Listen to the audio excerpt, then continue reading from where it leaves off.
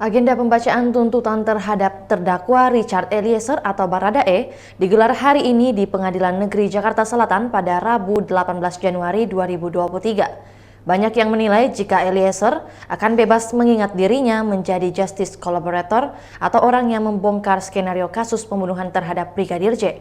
Namun hal itu dipandang dilematis pakar hukum pidana Suparji Ahmad.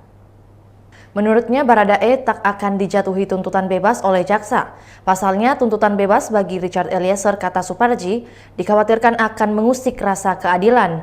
Mengingat ada fakta yang tak bisa dipungkiri bahwa Richard Eliezer merupakan pelaku penembakan terhadap Brigadir Nofriansah Yosua Huta Barat alias Brigadir J. Dilematis juga akan dihadapi JPU mengingat status Richard Eliezer yang merupakan terdakwa dengan status justice collaborator atau pelaku yang bekerja sama mengungkap perkara. Richard Eliezer punya kontribusi mengungkap kasus hingga akhirnya terang benderang. Sebelumnya, jaksa penuntut umum telah lebih dulu menjatuhkan tuntutan kepada terdakwa Ferdy Sambo dengan hukuman pidana seumur hidup, serta Ricky Rizal dan Kuat Ma'ruf dengan hukuman 8 tahun penjara.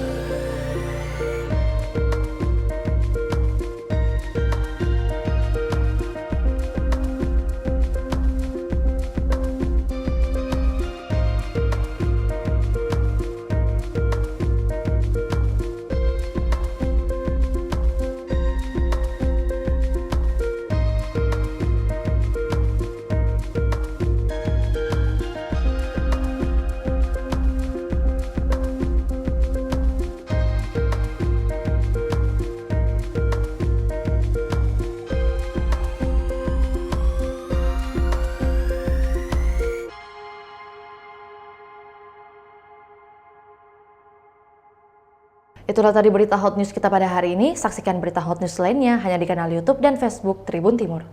Terima kasih sudah nonton. Jangan lupa like, subscribe, dan share ya.